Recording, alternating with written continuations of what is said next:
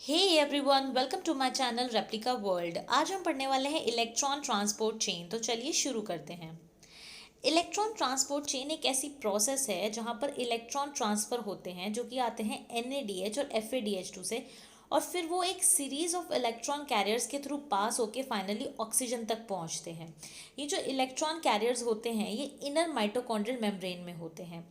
तो जैसे ही electron transfer होते हैं NADH FADH2 से निकलकर इलेक्ट्रॉन कैरियर्स के थ्रू और फाइनली ऑक्सीजन तक पहुंचते हैं, तो उसी टाइम पर प्रोटॉन की भी पंपिंग हो रही होती है अलोंग दी कॉन्सेंट्रेशन ग्रेडियंट। और इस प्रोटॉन की पंपिंग की वजह से एक एनर्जी रिलीज होती है जिसकी वजह से ATP का सिंथेसिस होता है। इस पूरी प्रोसेस को, जहाँ पर ATP का सिंथेसिस होता है, ऑक्सीडेटिव फॉस्फोराइलेशन बोला जाता है। तो आइए इस पूरी प्रोसेस के बारे में जान लेते हैं कि किस तरीके से इलेक्ट्रॉन ट्रांसफ़र होते हैं और किस तरीके से फिर ATP जनरेट होता है। इस पूरी प्रोसेस में पूरे 6 स्टेप्स हैं, जिसमें फर्स्ट स्टेप है oxidation of NADH and FADH2। सबसे पहले NADH और FADH2 जो हमने ग्लाइकोलिसिस और सिट्रिक एसिड साइकिल में जो हमें मिले थे, उनका ऑक्सीडेशन होगा। उनके ऑक्सीडेशन की वजह से इलेक्ट्रॉन रिलीज होगा, और इलेक्ट्रॉन रिलीज होने के बाद इलेक्ट्रॉन का फ्लो होगा through a carrier of electrons. ठीक है, बहुत सारे कैरियर्स होंगे इलेक्ट्रॉन्स के, उनके थ्रू इलेक्ट्रॉन ट्रांसफ़र होंगे। फिर होगा जो इलेक्ट्रॉन वो पहुंचेगा ऑक्सीजन तक।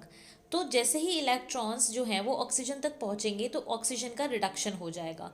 फोर्थ स्टेप होगा पंपिंग ऑफ प्रोटॉन्स। तो फिर क्या होगा, उसी दौरान जब इलेक्ट्रॉन ट्रांसफ़र हो रहे होते हैं उसी दौरान पंपिंग होती है प्रोटॉन्स की। फिफ्थ जो स्टेप होगा वो होगा जनरेशन ऑफ ECPG यानी इलेक्ट्रोकेमिकल प्रोटॉन ग्रेडियंट। तो जो प्रोटॉन की पंपिंग है उस वजह से इलेक्ट्रोकेमिकल प्रोटॉन ग्रेडियंट जनरेट हो जाता है, और फिर उसी की हेल्प से ATP सिंथेसिस होती है। और कैसे होती है ये हम आगे पढ़ेंगे। तो चलिए शुरू करते हैं। सबसे पहले जान लेते हैं कॉम्प्लेक्सेस के बारे में, यानी उन इलेक्ट्रॉन कैरियर्स के बारे में जिनके थ्रू इलेक्ट्रॉन ट्रांसफ़र होता है इलेक्ट्रॉन ट्रांसपोर्ट चेन में। ठीक है, तो बेसिकली इलेक्ट्रॉन ट्रांसपोर्ट चेन वो प्रोसेस है जिसमें ये बताया जाता है कि किस तरीके से इलेक्ट्रॉन एक कैरियर यानी एक कॉम्प्लेक्स से दूसरे कॉम्प्लेक्स तक जाते हैं और क्या क्या प्रोसेसेस इन्वॉल्व होती हैं। तो सबसे पहले बात करते हैं कॉम्प्लेक्सेस की। तो 4 कॉम्प्लेक्सेस प्रेजेंट होते हैं इलेक्ट्रॉन ट्रांसपोर्ट चेन में। कॉम्प्लेक्स नंबर 1 के पास होती हैं 46 सब यूनिट्स। कॉम्प्लेक्स नंबर 2 के पास होती हैं 4 सब यूनिट्स। कॉम्प्लेक्स नंबर 3 बना होता है 11 सब यूनिट से, और कॉम्प्लेक्स 4 बना होता है 13 सब यूनिट से। अब वन बाय वन हम सभी कॉम्प्लेक्सेस के बारे में पढ़ेंगे। सबसे पहले बात करते हैं कॉम्प्लेक्स नंबर 1 के बारे में। कॉम्प्लेक्स नंबर 1, जैसे मैंने आपको बताया था कि 46 पॉलीपेप्टाइड या सब यूनिट से मिलकर बना हुआ है। इसका जो प्रोस्थेटिक ग्रुप है वो है FMN या FES सेंटर। ये रिस्पॉन्सिबल है NADH के ऑक्सीडेशन के लिए, और ये एक इम्पॉर्टेंट पॉइंट है। ये 2 इलेक्ट्रॉन ट्रांसपोर्ट करता है। ठीक है, क्योंकि NADH का जब ऑक्सीडेशन होगा तो 2 इलेक्ट्रॉन निकलेंगे। ये 4 प्रोटॉन की पंपिंग के लिए रिस्पॉन्सिबल होता है। जो अब मैंने आपको FES सेंटर बताया, तो ये जो FES सेंटर होते हैं ये 3 टाइप के होते हैं generally. Fe2S2 type, Fe4S4 type, risky Fe2S2 type. अब चलते हैं नेक्स्ट पर, जो कि है कॉम्प्लेक्स नंबर 2। इसमें 4 सब यूनिट्स होती हैं। इसके प्रोस्थेटिक ग्रुप होते हैं FAD और FES सेंटर। ये रिस्पॉन्सिबल होता है FADH2 के ऑक्सीडेशन के लिए। इसमें कोई भी प्रोटॉन पंपिंग नहीं होती है। ठीक है, इलेक्ट्रॉन तो निकलते हैं 2, पर प्रोटॉन की कोई पंपिंग नहीं होती है कॉम्प्लेक्स नंबर 2 में। इसको सक्सिनेट डिहाइड्रोजिनेस कॉम्प्लेक्स भी बोला जाता है। ठीक है, बात करते हैं कोएंजाइम क्यू की। देखिए, वैसे तो कॉम्प्लेक्सेस 4 ही हैं, पर कोएंजाइम क्यू एक बहुत इंपॉर्टेंट लिंक है इन सब के बीच में। ठीक है, पहले इसलिए उसके बारे में जान लेते हैं। सबसे पहली बात कि ये नॉन प्रोटीनीशियस होता है। जैसे कि कॉम्प्लेक्सेस प्रोटीन से मिलके बने हुए थे, ये बिल्कुल भी प्रोटीनीशियस नहीं है, नॉन प्रोटीनीशियस है, बल्कि ये लिपिड सॉल्युबल है। बेंजोक्विनोन रिंग स्ट्रक्चर होता है इसका, जिसमें आइसोप्रेनॉइड चेन्स होती हैं। अब जो कोएंजाइम क्यू है वो 3 स्टेट में पाया जाता है। पहली स्टेट है यूबिक्विनोन, जो कि ऑक्सीडाइज्ड फॉर्म है। जैसे ही ये एक इलेक्ट्रॉन एक्सेप्ट करेगा ये पार्शियली रिड्यूस हो जाएगा और बन जाएगा सेमी यूबिक्विनोन। फिर थर्ड टाइप का जो है वो है यूबिक्विनॉल, जो कि कम्प्लीटली रिड्यूस फॉर्म है, यानी सेमी यूबिक्विनोन जैसे ही एक इलेक्ट्रॉन एक्सेप्ट करेगा वो बन जाएगा यूबिक्विनॉल। अब चलते हैं कॉम्प्लेक्स नंबर 3 पे, जो कि है 11 सब यूनिट के साथ में, यानी वो 11 सब यूनिट से मिलके बना होता है। हीम या फिर रिस्की आयरन सल्फर सेंटर उसके प्रोस्थेटिक ग्रुप्स होते हैं। अब ये जो कॉम्प्लेक्स थर्ड है, ये मेनली एक साइटोक्रोम है। इसमें दो टाइप के साइटोक्रोम प्रेजेंट है, साइटोक्रोम बी और साइटोक्रोम सी। जो साइटोक्रोम बी है वो भी दो टाइप का है, साइटोक्रोम बी एच और cytochrome B L. B H heavy वाली सब यूनिट को बोला जा रहा है और बी एल लाइट वाली को बोला जा रहा है। साइटोक्रोम सी की बात करें तो यहाँ पे दो टाइप के हैं, साइटोक्रोम सी और साइटोक्रोम C1। इसमें हीम प्रोटीन भी है, ये एक इसका इंपॉर्टेंट पॉइंट है। ये रिस्पॉन्सिबल है 2 इलेक्ट्रॉन के ट्रांसपोर्ट के लिए और 4 प्रोटॉन की पंपिंग के लिए।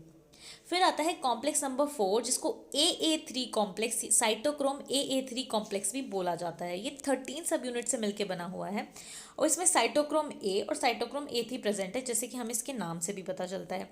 कॉपर या हीम इसके प्रोस्थेटिक ग्रुप की तरह प्रेजेंट है और ये कुछ इस तरीके से अरेंज होते हैं कि ये 2 कॉपर सेंटर की फॉर्म में अरेंज होते हैं, जिसमें 3 कॉपर आयंस होते हैं और 2 हीम होते हैं। ये रिस्पॉन्सिबल है प्रोटॉन की पंपिंग के लिए, ठीक है, and reduction of oxygen molecule और द फॉर्मेशन ऑफ वाटर। देखो जो ये 4th कॉम्प्लेक्स है, लास्ट कॉम्प्लेक्स है, इसी के पास ऑक्सीजन होता है, यानी इसी के साथ में एक ऑक्सीजन होता है। ये ही ऐसा कॉम्प्लेक्स है जो लास्ट में ऑक्सीजन को हैंड ओवर करता है इलेक्ट्रॉन, तो इसलिए ये रिडक्शन के लिए रिस्पॉन्सिबल है ऑक्सीजन मॉलिक्यूल की, या फिर ये कह लो वाटर के फॉर्मेशन के लिए, क्योंकि जैसे ही ऑक्सीजन का रिडक्शन होगा दैट मीन्स वाटर का फॉर्मेशन हो रहा है। ये रिस्पॉन्सिबल है 2 इलेक्ट्रॉन के ट्रांसपोर्ट के लिए और 2 प्रोटॉन की पंपिंग के लिए। ओके, तो अब कुछ इंपॉर्टेंट चीज़ मैं आपको दिखाना चाहती हूँ। देखिए, अगर हम अपने लेफ्ट हैंड साइड देखें तो प्रोटॉन मोटिव क्यू साइकिल है। अब ये क्या है, जो कॉम्प्लेक्स नंबर 3 होता है उसमें ये साइकिल चलती है। होता ये है कि सबसे पहले अरेंज होता है कॉम्प्लेक्स नंबर 1, ठीक है, दूसरे साइड पे कॉम्प्लेक्स नंबर 2 होता है और बीच में होता है कोएंजाइम क्यू।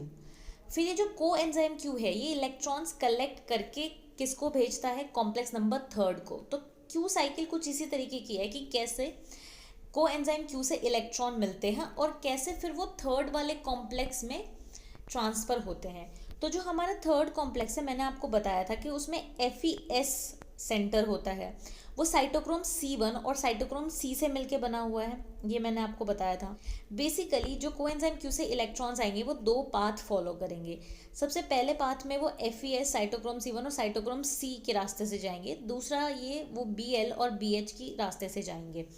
तो अब क्या होगा कि जब 2 इलेक्ट्रॉन मिलेंगे अगर, तो एक इलेक्ट्रॉन FeS को फॉलो करेगा और एक इलेक्ट्रॉन करेगा Bl BH वाले को फॉलो। तो क्या होगा, कोएंजाइम क्यू पहले रिड्यूस है, ठीक है, अगर उसके पास 2 पेयर ऑफ इलेक्ट्रॉन्स हैं तो फिर वो क्या करेगा, एक पेयर FeS की तरफ जाएगा, एक पेयर Bl की तरफ जाएगा और वो क्या हो जाएगा, ऑक्सीडाइज हो जाएगा, जैसे कि आप देख सकते हैं रिड्यूस फॉर्म और ऑक्सीडाइज फॉर्म। तो इसको बोला जाता है प्रोटॉन मोटिव क्यू साइकिल। अब बात करते हैं कॉम्प्लेक्स नंबर 4 की, कि कॉम्प्लेक्स नंबर 4 में क्या होता है। कॉम्प्लेक्स नंबर 4 में साइटोक्रोम A और साइटोक्रोम A3 होता है। तो इसमें होता ये है कि कॉम्प्लेक्स नंबर 3 और कॉम्प्लेक्स नंबर 4 के बीच में साइटोक्रोम C रहता है। तो होगा ये कि साइटोक्रोम C से सबसे पहले इलेक्ट्रॉन जाएंगे कॉपर A में, फिर जाएंगे साइटोक्रोम A में, फिर जाएंगे कॉपर B में और फिर साइटोक्रोम A3 में फाइनली। और फिर क्या होगा, ये मिल जाएंगे ऑक्सीजन को और ऑक्सीजन हो जाएगा रिड्यूस। और जैसे कि मैंने आपको बताया था कि जो कॉम्प्लेक्स नंबर 4 होता है वो सिर्फ 2 प्रोटॉन की पंपिंग कराता है, तो वो 2 प्रोटॉन कहाँ गए बाकी के, वो यहाँ आएंगे, यानी कि ऑक्सीजन को इलेक्ट्रॉन भी मिलेंगे और 2 प्रोटॉन भी मिलेंगे, जिससे वो वाटर में चेंज हो जाएगा, ठीक है। तो अब थोड़ा ना बेसिक एक आइडिया ले लेते हैं कि इलेक्ट्रॉन ट्रांसपोर्ट चेन दिखती कैसी है, होता क्या है। देखो इस तरीके की दिखती है इलेक्ट्रॉन ट्रांसपोर्ट चेन। मैंने आपको बताया था कि एक साइड होता है कॉम्प्लेक्स 1, दूसरी साइड होता है कॉम्प्लेक्स 2 कोएंजाइम क्यू, ये फिर आ जाता है आपका कॉम्प्लेक्स 3, साइटोक्रोम C इसी का ही पार्ट है, फिर आता है कॉम्प्लेक्स नंबर 4।